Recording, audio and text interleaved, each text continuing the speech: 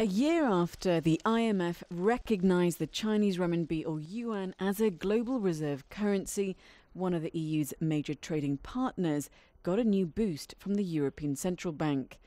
Last month, the bank sold off a fraction of its US dollar holdings and bought 500 million euros, or the equivalent of about 577 million US dollars worth of Chinese renminbi. Adding the currency to its pot of foreign reserves is a move that Beijing hopes will internationalize its currency and increase trust amongst Europe's largest trading partners.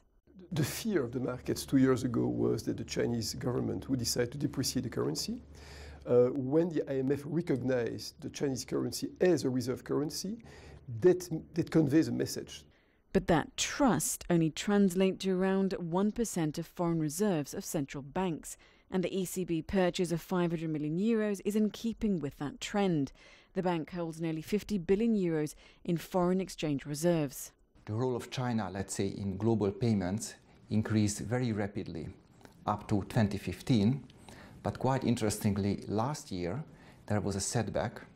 So even though the ECB and some other central banks purchased more and more Chinese renminbi as a reserve asset, the role of the renminbi in global payments declined. Darvas says that this reflects a level of uncertainty in the Chinese economy going forward. The Chinese economy and its currency have come a long way.